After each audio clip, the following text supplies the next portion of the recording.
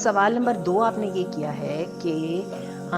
6 سال کے لیے 8 سال کے لیے 5 لاکھ کا قرضہ ملے گا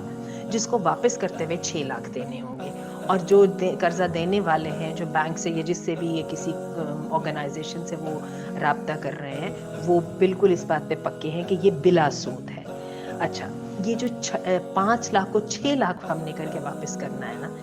یہ ہے ہمارے لیے پرابلم۔ جو ایشو کا جو پوائنٹ ہے